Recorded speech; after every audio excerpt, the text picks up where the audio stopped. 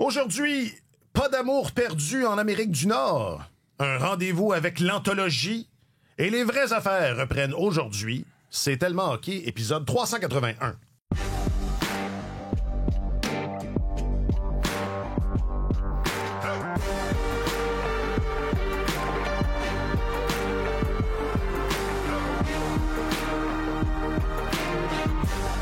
Avec votre journaliste affecté aux affaires du hockey, Alexandre Gascon. Salut Alex. Bonjour messieurs. Et votre chroniqueur, hein, c'est un vent de sérénité qui souffle soudainement. Oui. Votre chroniqueur principal au service des sports, M. Martin Leclerc. Salut Martin. Bonjour messieurs. Je m'appelle Alexandre Coupal. La confrontation des quatre nations. Canada, Finlande, États-Unis, Suède. Quatre nations, un seul champion. Une équipe de 16 scripteurs. Il y a un ours, un loup. Il y a 20 personnes qui ont travaillé sur en tout et partout. Hey, n'empêche, c'est pas pire. Je sais que c'était ça mon narratif la semaine passée, mais c'est un cadeau. C'est un cadeau, ce tournoi-là. Je pensais pas que je serais aussi... je me sentirais autant impliqué. On y viendra. Mais avant, il faut, je pense, revenir absolument sur le match de... C'était quand? Samedi? Je travaillais, je faisais du ski acrobatique, finalement. Je m'en suis souvenu. Toi-même? Je m'en suis souvenu juste avant. Non, jamais. Comment ça je fais du hockey?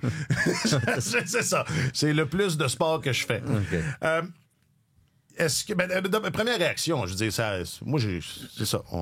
Je sais qu'on est quelques jours plus tard, là, mais ça avait un peu pas d'allure, la façon dont ça a commencé. Non, ça n'avait pas d'allure. C'était planifié comme ça. On a appris après le match que ça avait été planifié comme ça par les frères Tkachuk et par JT Miller. Je me souviens pas avoir vu on a déjà vu des bagarres au hockey international. On a déjà vu...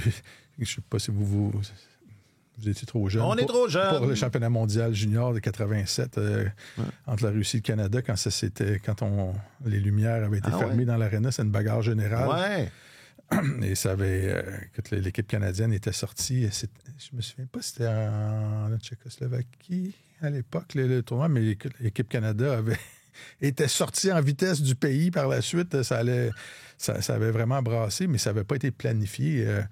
Mais ça, de voir comme ça des scènes comme celle-là planifiées dans un match de hockey international...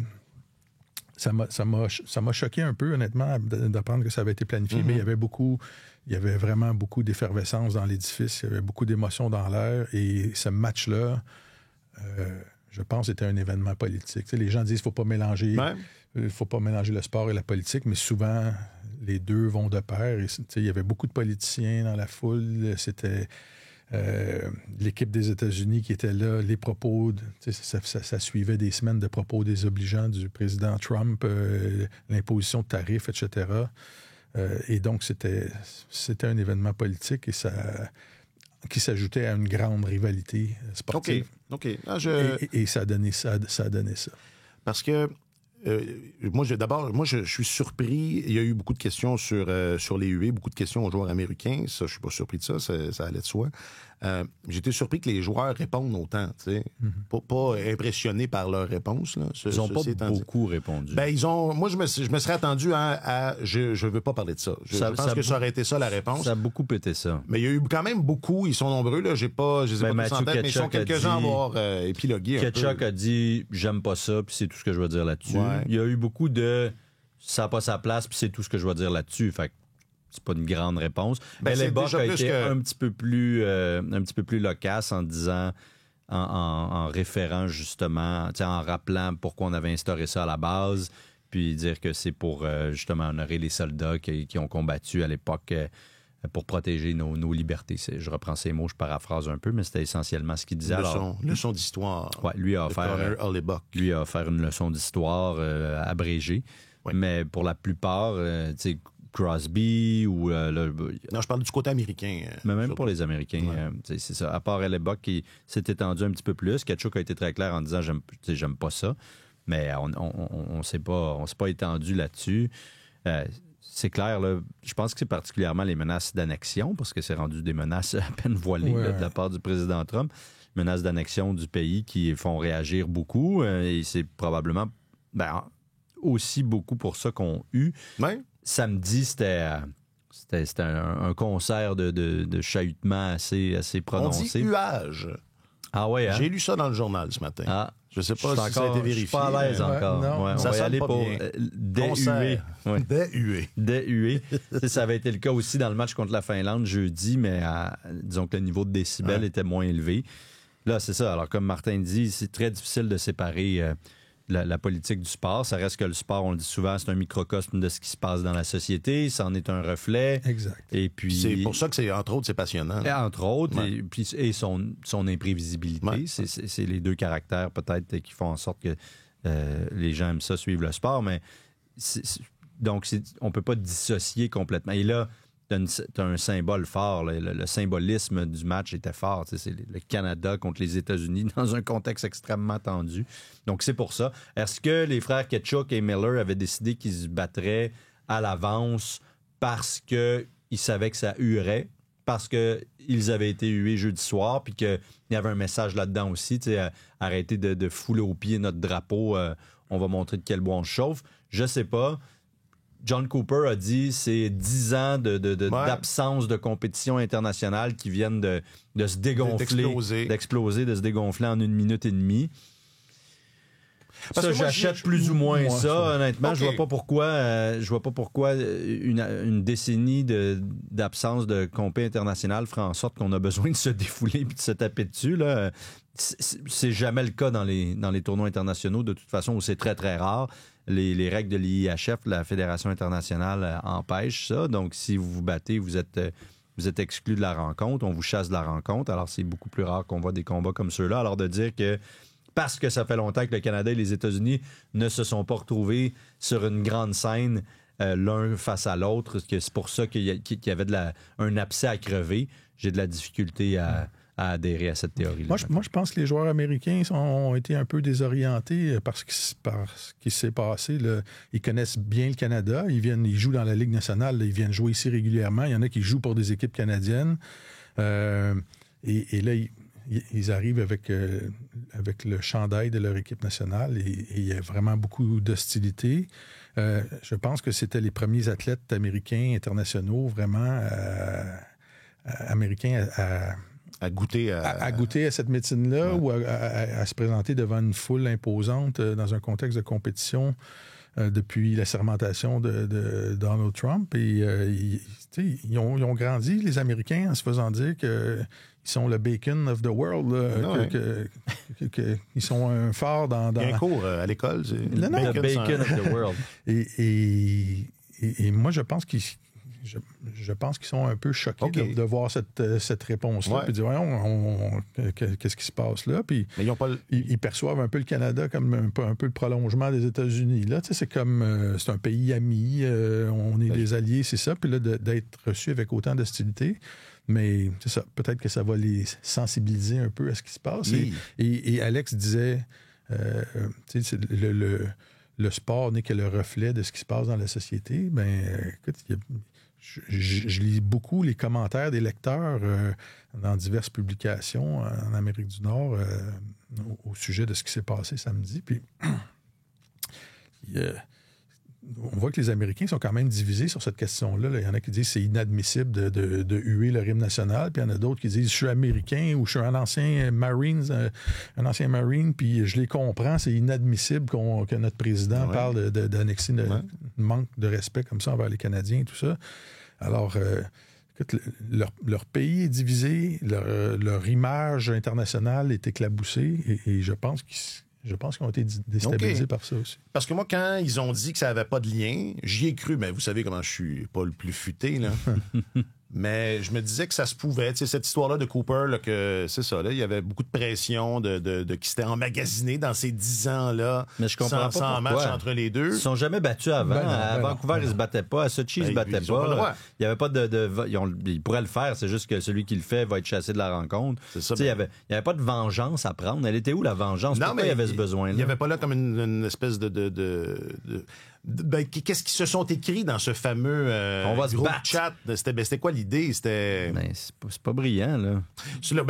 D'accord. Puis... Probablement, il y avait probablement une intention de calmer la foule, là, de dire, on va commencer, on va leur donner 3 volées, puis ça va calmer l'ambiance, mais...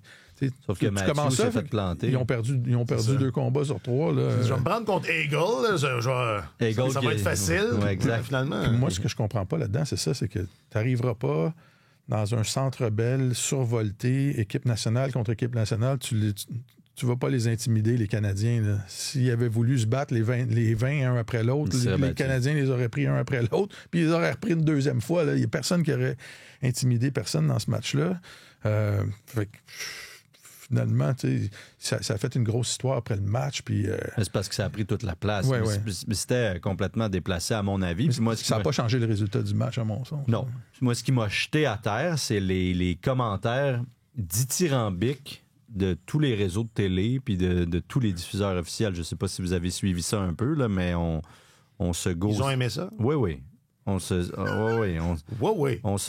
gaussait de ce début spectaculaire, puis je les nommerai pas, mais vous les connaissez. Puis de la part de certains, je suis très surpris. Là, où à aucun moment, on a même évoqué peut-être la possibilité qu'il y avait eu là débordement. Ouais. Même pas effleuré. Ce n'était qu'un début extraordinaire. Puis vous voyez, on s'en ennuyait donc bien de ces matchs-là. Ça n'a jamais été ça. J'étais là, aïe, c'est parce qu'on n'a jamais vraiment vu ça dans les compés internationales. Puis pour vrai, moi, j'ai trouvé ça un peu disgracieux, honnêtement. À la limite, c'est un combat, là. Ouais. Il y en a un qui jette les gants au début pour, peut-être calmer la foule. Ouais. Puis parce que lui est profondément insulté, par exemple, a l'impression qu'on piétine son drapeau ou qu'on crache dessus. Bon, OK, c'est une fois, c'est réglé. Mais là, c'est les 2 frères. Fait que là, s'il y en a un qui se bat, il faut que l'autre se batte. Je sais pas. Bref, j'ai trouvé ça un peu... C'est comme ça qu'ils ont été élevés. J'ai trouvé ça un peu niaiseux. Keith Tkachuk est un des rares à s'être battu dans les compétitions internationales. Donc, la pomme n'est pas tombée loin de l'arbre. On s'entend là-dessus. Et après, ça a occulté le fait que les Américains ont servi une clinique défensive de haut vol aux Canadiens. Okay. C'était un match extrêmement impressionnant. Il n'y avait pas d'espace. Ils ont empêché les Canadiens de patiner, d'exploiter leur vitesse. Et puis, par moment, on avait l'impression que le Canada ne savait plus trop comment générer de l'attaque. Il y avait beaucoup de manœuvres individuelles qui étaient tentées entre 2 joueurs. Jacob Slavin et Charlie McAvoy, après avoir eu l'air d'un junior sur le premier but du match de McDavid, a connu une rencontre exceptionnelle. A beaucoup frappé McDavid, mais dans la légalité par la suite. Là, puis je pense que ça l'a... Disons qu'il était plus prudent par la suite. Ça l'a ralenti un petit peu. Mais au-delà de ça, Dylan Larkin m'a énormément impressionné. Tout le monde était engagé. Les attaquants américains, tu les voyais se replier avec ardeur, avec fougue. Austin Matthews, qui n'a rien fait qui vaille à l'attaque, a été plutôt bon défensivement. Il a bloqué un tir important en fin de rencontre. Il a coupé un 2 contre 1 par un repli inspiré. C'était pas un grand match de sa part, mais là où ça comptait, tous les joueurs américains étaient ultra impliqués. Puis Hellebuyck a eu quelques chances de marquer là, quand même, mais pas des tonnes, moi j'ai trouvé, là, de grande qualité. Là, et il a fait le travail. Donc, c'était vraiment une belle performance défensive des Américains qui ont étouffé le Canada complètement. Et ce n'est que du jeu défensif. Là. Tous les matchs qu'on a vus, il y a des gros efforts défensifs. Puis on en parlait, Alex et moi, avant la rencontre. Là, on regardait les alignements. Puis j'ai dit à Alex, je ne suis pas très confiant que le Canada va remporter ce match-là. Cale Makar ne jouait pas. Ça s'ajoutait à la perte. Theodore Pietrangelo qui refuse de se pointer et Makar. Théodore n'a pas refusé, il s'est blessé. Là. Non, Pietrangelo. OK. Oui, c'est ça. Théodore Pietrangelo qui lui... Théodore se blesse, Pietrangelo qui décide de ne pas y aller et Makar absent. C'est quand même 3 de ton top 4. Là. Exact. Et ça change. Que Makar n'ait pas été dans ce match-là, ça a nuit, je pense. La rondelle ne circulait pas. Les Américains ont fait de l'échec avant, à la vie, à la mort, et le jeu était toujours arrêté. Là, quand un attaquant recevait la rondelle, il était immobile, puis là, il y avait tellement de congestion dans la zone neutre, c'était impossible d'attaquer. Alors, Makar va être là lors du prochain match. Ça va probablement aider, mais les Américains ont très, très bien joué. Quelqu'un nous avait dit, il me semble, que ce serait ça, là, ce tournoi-là, du jeu de l'élite en défensive. Puis c'est effectivement ce qu'on voit, puis c'est effectivement ce qui fait la différence. Maintenant, bon, les choses ont changé. Quelques heures plus tard, il y a eu... le match du Canada contre la Finlande. On va se le garder.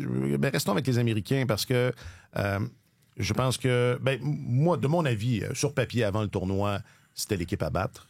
Et jusqu'à ces 2 matchs finaux-là, fort de cette victoire contre le Canada samedi, de la manière dont Alex l'a si bien décrite. C'était presque poétique. C'était beau. Il y avait de la conjugaison au début, là, mais après, ça s'est placé. C'était encore l'équipe à battre. Mais là, le match contre la Suède, d'abord, ils ont perdu beaucoup de joueurs. Oui. Et je sais pas, là, il y a peut-être eu un... Est-ce que ils sont toujours sur la même poussée irrésistible? Ce matin, le Boston Globe écrivait que McAvoy a été hospitalisé hier. Ça, c'est très étonnant. A été admis à l'hôpital. C'est ça, c'est quand même 2 jours après le match contre le Canada. Il n'était pas en uniforme et le Boston Globe disait avoir 2 sources là, qui confirmaient qu'il avait été admis à l'hôpital hier. Alors, McAvoy a un historique de blessures aux épaules. Matthew Tkachuk qui jouait pas parce qu'il s'est blessé dans le match de samedi. Austin Matthews qui a été retiré du match avec un court délai. Donc, les Américains ont commencé le match à 11 attaquants. Brady Tkachuk qui s'est blessé en fonçant au filet, qui a quitté la rencontre après 1 seconde et 55 de présence sur la patinoire. Et même il restait juste 10 attaquants pour les Américains, Vincent Trocheck a joué seulement 10 minutes 48. Alors, donc, on a surtaxé 9 attaquants. J'imagine qu'il n'est pas au sommet de sa forme, lui non plus. Fait que ça change. C'est peut-être une équipe américaine un peu amochée que le Canada va affronter. Ouais. Yeah, obviously, a lot of emotions after last game. We knew we had to win this and most likely regulation to advance. So, yeah, it was a great start and obviously the best player in the league. Made an unreal play and great screen by Stoney there as well and had a great start for us. Nathan MacKinnon sur son coéquipier Connor McDavid, parce que là, c'est ça, on va prendre un petit peu de temps pour parler de ces ajustements que John Cooper a fait. T'sais, on vient de parler des Américains qui ont peut-être eu, c'est ça, un match contre la Suède qui a fait mal. Moi, j'ai l'impression qu'ils se sont trouvés, le Canada, dans ce match contre la Suède. Est-ce que j'exagère? Ou, tu sais, Marc-Antoine disait, avant que le tournoi commence, c'est l'équipe qui va devenir une équipe le plus rapidement qui va... Les joueurs qui disaient ça, en fait.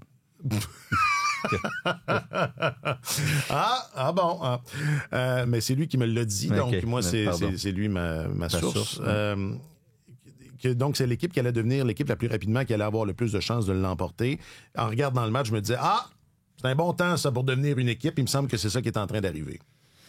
Oui, je pense que oui. Je suis pas sûr qu'ils se sont trouvés dans le sens qu'ils étaient perdus avant. Là, Non, pas nécessairement, mais que les choses commençaient à coller plus. Les choses commençaient à coller. C'est vrai que l'équipe américaine, on la sentait peut-être plus unie depuis le début. Il y a toutes sortes de circonstances à ça. Là.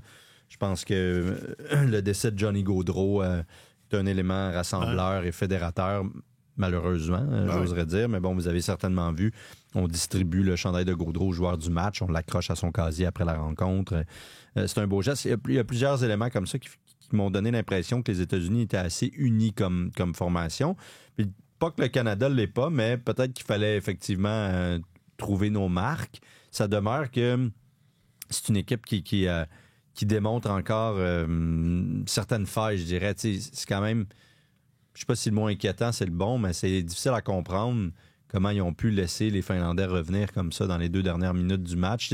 Ces moments d'égarement-là d'une sélection nationale comme celle-là, ça devrait pas arriver. C'est peut-être l'ère du Centre Bell.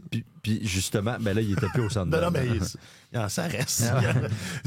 Puis tu sais, tu te dis... De mon linge sang. J'avais un peu l'impression, comme toi, que cette prestation-là allait les aider pour la suite des choses, et probablement, mais espèce de cafouillage de fin de rencontre a fait perdre le capital de je trouve. Ouais. On avait bâti, bien-être. Exact, on avait bâti beaucoup de capital bien-être, acquis de la sérénité peut-être un peu, puis là, on a fini ça dans le chaos, puis dans l'incertitude. Donc, c'est pas l'idéal. Sinon, c'est une équipe qui a eu l'air, qui a eu l'air contre les Américains de ce qu'elle est, c'est-à-dire la plus vieille équipe du tournoi, après de près de 30 ans d'âge en moyenne, 29 et demi, quelque chose comme ça. Sa brigade défensive particulièrement est pas jeune du tout. Puis ça a apparu là, en l'absence de Makar. Drew Doughty, ça n'a pas été facile. Colton Parayko est un peu lent aussi. Sanheim, quand il est arrivé, c'est coup-ci, coup-ça. Alors, au-delà du fait que la chimie opère puis qu'ils ont envie de jouer l'un pour l'autre, je pense qu'il y a des failles qui sont apparues dans cette sélection-là. Je ne sais pas à quel point on va peut-être essayer d'en tirer des leçons pour la suite des choses. Là. Parce que on a choisi des joueurs de rôle, on a sélectionné des gens. Comme d'habitude. Oui, comme souvent. Non. Des fois plus, des fois moins, j'ai l'impression. Il y a un équilibre dans le fond là-dedans, mais moi, j'ai rien contre Cirelli puis Brendan Eagle qui sont des bons joueurs, mais le biais envers les joueurs du Lightning est quand même assez évident. Là. Le jupon dépasse. Cooper est l'entraîneur, Julien Brisebois est directeur adjoint. C'est drôle, moi je trouvais qu'il n'y en avait pas assez. De Lightning? J'aurais mis Edman. Après le match. Nick Paul, j'aurais choisi Nick Paul. Non, mais après le match de samedi, je trouvais anormal que j'ai énormément de respect pour Crosby puis pour sa carrière et tout ça.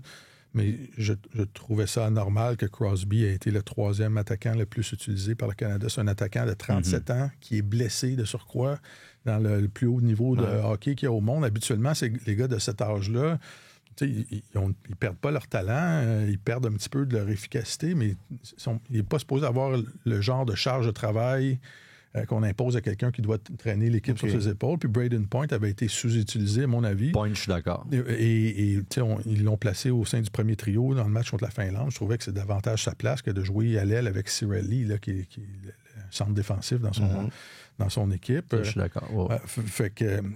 Mais c'est ça, j'ai trouvé que la gestion du banc... je ne sais pas si John Cooper a été, je ne suis pas trop impressionné par le statut de certains joueurs. C'est Nick Crosby. Ou trop respectueux. Oui, c'est ça. À un moment donné... Il avait joué tout un match contre la Suède, par exemple. C'est le meilleur marqueur de l'équipe, du tournoi. Il avait récolté 3 passes, là, mais il y a une passe du revers en avantage numérique après 15 secondes de jeu. Il a fait un beau jeu sur la passe de Stone. Sa 3e mention d'aide. Là, c'est une passe en retrait pendant qu'il transportait la rondelle pour faire un changement au banc. Il avait eu un bon match, mais il ne devrait pas normalement avoir la charge de travail du gars qui transporte, un des 3 gars qui transporte l'équipe sur ses épaules. En tout cas, c'est mon avis. Puis en défense... En défense, c'est ça. Quand Makar est là, tout le monde paraît mieux, je pense. Et ça illustre quelque chose qu'on avait identifié, là, à savoir que c'est pas une brigade qu'il y a beaucoup de profondeur. Ils ont laissé beaucoup de talent, par exemple, sur les rangs, là, sur le banc. Oui. Mais, ça veut pas dire que ça aurait été mieux, mais Dougie Hamilton, Evan Bouchard, je sais que Noah Dobson a une saison particulièrement difficile, mais jusqu'à l'automne, il était un des candidats favoris parce qu'il s'est rendu un défenseur exceptionnel. Ouais. Alors, il y en a quand même des choix là, à droite. Alors, ils ont fait Colton Parayko. C'est un choix éditorial. Là, c'est, bon. Il joue pour Tampa Bay. Il joue pour Saint-Louis. Non, je sais. On dirait. Mais Saint-Louis, c'est qui le directeur général qui chapeaute ça? C'est Don Sweeney qui est là pour les 4 nations, mais Doug Armstrong s'occupe des Olympiques, puis on s'entend qu'il rôde autour. Parayko, Jordan Binnington devant le filet. Indélogeable Binnington. C'est qui l'entraîneur des gardiens de cette sélection canadienne-là? Ça, c'est une colle, ça. À la maison? Gardien du Blues. Je sais pas. Du Saint-Louis. Quelqu'un qu'on connaît? J'ai oublié son nom, mais c'est l'entraîneur des gardiens des Blues de Saint-Louis. Et c'est Jordan Binnington. Donc, encore une fois, le jupon dépasse un peu, tu sais. Et dans ce cas-là, le Lightning de Tampa Bay, ça reste une organisation de première classe. Oui. Les Blues sont corrects, là, mais c'est pas la même chose. Non, puis j'adore Eagle, qui est tout un joueur, mais si on repasse la liste au complet, est-ce que c'est nécessairement le meilleur choix? C'est sûr que c'est facile de refaire la sélection, puis on s'amuse à faire ça. De toute façon, on est là pour ça. Si on n'a plus le droit de s'amuser puis de remettre en question les choix de la sélection nationale, à quoi bon tenir ces tournois? Ils aiment pas ça, mais, non, mais je pense c'est un écosystème. Gagne ou perd en finale, il va avoir j'espère qu'il va avoir pas un mea culpa, mais un bilan. Là, on va dresser un bilan qui va avoir un peu de feedback là-dessus. Et l'utilisation de Binnington, c'est probablement ce qui est le plus surprenant jusqu'à présent. Là. C'est comme si ça avait été décidé d'avance. C'est notre gars à la vie, à la mort. Il a joué aucun match au terme duquel tu pouvais dire Une chance. Oh, là, on est en voiture. Ben, hier, c'était mieux, là. Mais le premier but qu'il a donné, il était discutable. C'était d'un angle assez fermé. Puis, tu sais, en tout cas, moi, je suis pas convaincu. Puis, il avait vraiment pas été bon contre les États-Unis. Je m'excuse. Là, il a cafouillé. Puis, je parle pas juste des buts accordés. Non, c'était un danger public. Là. Des déplacements difficiles, des retours qui n'auraient pas dû survenir, des rondelles échappées après les avoir reçues dans sa mitaine. Tu regardais pas ça en disant « Oh, OK, là, c'est un gardien de la fine élite de la Ligue nationale. » Et son choix pour commencer le tournoi était surprenant parce que statistiquement, c'était pas lui qui aurait dû être là. Puis, tu sais, tout le monde parle. Il a disputé un 7e match. Il a gagné un 7e match à la Coupe Stanley. Ça fait 6 ans de ça. À Boston. Non, mais à Boston. Puis, il n'avait pas été bon dans ce match-là. Ça, les gens ne s'en rappellent plus. Mais c'est pas comme s'il avait sorti une grande performance. Là. Ça avait été. J'ai vu des reprises. Là. Il faisait un arrêt. Une grande performance de l'équipe en général. J'ai trouvé ça étonnant que les dirigeants canadiens ne se donnent pas au moins la chance de voir jouer à Hill contre la Finlande. Ouais. Puis alors que les Américains l'ont fait. Les deux, Hellebuck et Oettinger ont vu... Mais Oettinger, c'est juste pour donner un congé à Hellebuck hier parce qu'on savait... Le match voulait rien dire. Mais tu vois, les Finlandais et les Suédois n'ont pas été patients. Là, j'écrivais ça dans un de mes textes. Alors, l'impatience peut être une vertu dans un tournoi aussi court que celui-là. Et les Finlandais ont changé de gardien après le premier match de Jussi Saros qui a été très difficile contre les Américains. Et les Suédois sont passés de Gustafsson à Ullmark entre la première et la deuxième période de leur match contre la Finlande, justement aussi, puis ça a failli payer. Donc, on n'a pas hésité à faire des changements. Puis, c'est beau dire que c'était un match qui allait décider si le Canada allait être en finale ou pas contre les Finlandais, mais il n'y avait pas grand péril. Il n'y avait pas beaucoup de gens qui doutaient que le Canada puisse battre la Finlande. Et il me semble que ça aurait donné aux dirigeants canadiens la chance de voir l'autre puis de dire, OK, avec qui on est les mieux placés pour aller en finale. Là, ils se sont donné aucune option. Là, c'est Binnington. Et c'est lui qui va être là jeudi. Oui. Et ça... Bon, tu disais, Martin, c'est pas Crosby qui devrait être le gars qui porte cette équipe-là. Les gars qui devraient porter cette équipe-là, c'est McDavid et McKinnon. Oui. McKinnon s'est réveillé. Mais c'est ça. Mais tu sais, je parlais de... C'est ça, que ça commence à coller dans le match de mardi. Et moi, il y a ça aussi que j'ai trouvé très personnellement, j'ai trouvé que McKinnon avait connu un début de tournoi très, très difficile. Oui. Je sais qu'il a marqué dans le premier match, là, mais à part ce but-là en avantage numérique, je trouvais qu'il y avait beaucoup de jeux individuels, moins combatif parfois. Défensivement, il était invisible, on le voyait pas, puis c'est pas comme s'il était efficace, mettons, à l'autre bout de la patinoire, et ça a été contre les Américains, ça a été la même chose. Là, il a été particulièrement invisible, il n'est pas du tout ressorti, alors ça arrive au bon moment qu'il se réveille, mais il avait été, à mon avis, très, très décevant. Puis la locomotive à date, c'est McDavid, puis pour vrai, il va vite. Il va vite, oui, puis il fait bien ça. Et il y a Reinhardt qu'on a déplacé aussi, qui était avec McDavid, qu'on a placé avec McKinnon. Ça a semblé bien se passer entre eux. Des fois, il y a une question de chimie aussi, de style de jeu, de compatibilité. Alors, Point avec McDavid, j'ai l'impression que ça va être intéressant. Stone, on le voit pas tellement non plus. C'est un gars qui est responsable défensivement. Peut-être qu'il couvre les arrières de McDavid, mais c'est ça. Il faut, si le Canada est pour remporter ce tournoi-là, il faut que McDavid et McKinnon soient les locomotives. Oui. Ce qui n'avait pas été le cas. Puis Stone non plus, il n'est plus un jeune poulet du printemps. Il va avoir 33 ans. Puis, Ils vont avoir des grosses décisions à prendre avant les Jeux olympiques. Là, parce que c'est la différence. Je ne sais pas si vous vous rappelez à Turin, la débandade quand le Canada avait été battu par... l'Italie? La Suisse. Pourquoi je dis l'Italie? Parce que les Jeux... par Paul Di Pietro. C'est ça. Il avait été battu par la Suisse, ça avait été la honte, mais il y avait eu beaucoup de sélections qui avaient été faites par respect pour l'ancienneté. Il y avait beaucoup de joueurs âgés dans cette équipe-là. Il y avait Chris Draper, il y avait Kirk Maltby. Quand on parle de joueurs de rôle, là, on avait forcé fort là-dessus. Et ça avait été absolument affreux. Il ne faut pas oublier cette leçon-là du passé. Là.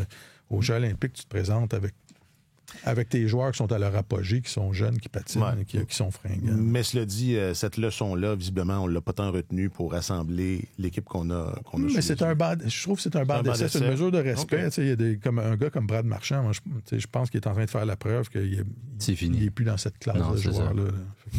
On pourra, quand ce sera fini, on pourra jouer à ça. Qui a perdu son poste? On enregistre dans des circonstances un peu particulières. Hein? Comme tout le monde, on a fait les frais de la tempête, puis on est coincé un peu avec les obligations de tout un chacun pour la suite de la journée. Alors, on va bientôt conclure cet épisode. Je m'excuse à tous ceux et celles qui ont répondu à la question du public parce qu'on va passer par-dessus. On y reviendra le vendredi prochain. Il faut un épisode de 2 heures vendredi. C'est ça. Pour compenser. Voilà, c'est une moyenne. Nous, c'est 2 heures par semaine, donc ce sera ça. Mais je veux qu'on se laisse... on a ouvert en parlant de la façon dont le match a commencé mardi entre le Canada et les États-Unis. Alors, je vous laisse méditer ou enfin pérorer sur cette affirmation. Moi, je pense que les Américains ont perdu la finale à ce moment-là. Hier, lundi? En jetant les gants, en décidant que leur stratégie, c'était de se battre avec... Pourquoi? C'est une intuition. Tu penses que les Canadiens vont... Moi, comme le Canada le fait souvent... Vont rêver le clou? Moi, il y a 2 affaires. Moi, je pense que pour gagner, il faut que tu vives dans un tournoi qui est court comme ça, que ce soit les Olympiques, le Mondial Junior, il faut que tu perdes avant. Idéalement. Et le plus tôt possible et sans que ça fasse de dommages. Mais le Canada a fait la démonstration que c'est pas nécessaire. Non. Puis dans les dernières années. Faut pas que tu perdes 2 fois. Juste une fois, et pas contre les Tchèques. En quart de finale. Mais si c'était pas de la défaite des Américains contre la Suède hier, ça tiendrait. T'sais, les Américains seraient arrivés pensant ils sont imbattables. Là, ça va peut-être les aider. Mais moi, je pense que cette idée-là, de se parler avant, de dire on va les brasser, on va les en sacrer une, je pense qu'ils courent à leur perte. Ils ont réveillé l'ours. Moi, je pense que plus que le combat, le fait de les avoir affrontés une fois puis de savoir exactement à quoi on a affaire, parce que eux, les Américains, ils ne se sont pas posé trop la question. Hein. Ils ont pris les meilleurs joueurs disponibles, là, peut-être à quelques exceptions près, mais ils sont vraiment allés. C'est l'équipe la plus jeune. En moyenne, la brigade défensive a 4 ans de moins que la canadienne. Alors, c'est énorme.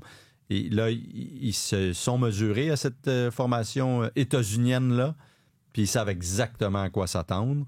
Et ils ont apporté des corrections dans le match contre la Finlande, que ce soit par les changements de trio, essentiellement par les changements de trio. Et je pense qu'ils vont être bien mieux préparés pour affronter ce qui les attend ce jeudi. Donc, l'expérience de ce premier duel-là va les servir pas mal. Puis effectivement, peut-être que pour ce qui est des Américains, il y aurait eu cette possibilité de se croire plus fin que tout le monde, là, mais peut-être que cette défaite-là contre les Suédois les a ramenés sur la terre. Cela dit, ils ont pas mal de joueurs maganés. Qui va jouer? Ça, c'est sûr que ça va avoir un impact. Mais pour l'instant, de ce qu'on entend, pour ce qui est de Matthew Tkachuk ou d'Austin Matthews, et même de Brady, ça semble pas compromettre leur participation c'est ce qu'on a compris, à la finale. Dans le cas de McAvoy, évidemment, il va falloir surveiller ça parce que c'est plus inquiétant pas mal. Là. C'était ma façon un peu de vous demander, c'est ça, qu'est-ce que vous envisagiez pour ce match jeudi, Martin? Écoute, ça va aller d'un côté comme de l'autre. Il va y avoir 7 chances de marquer d'un côté, 8 de l'autre, puis ça va dépendre des gardiens. Et parce que ça va dépendre des gardiens, c'est difficile. Hein? Je pense que ça va être plus difficile pour les Canadiens. Ouais, moi, parce que je pense... t'avais répondu. C'est ça. Je pense qu'ils ont une meilleure chance. Moi, je m'attendais à une défaite samedi soir du Canada. Moi aussi. Puis, je pense qu'ils Je m'attendais à 3 batailles en 5 secondes aussi. C'est parfait. Je connais ça. Je connais ça. C'est un visionnaire. Ouais.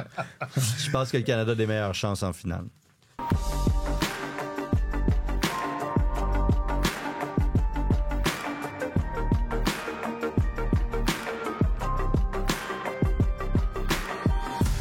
On s'en reparle vendredi, la gang. Yes, sir. Puis pendant ce temps-là, les vraies affaires reprennent. Le Canadien reprend l'entraînement aujourd'hui. Ouais. Oui.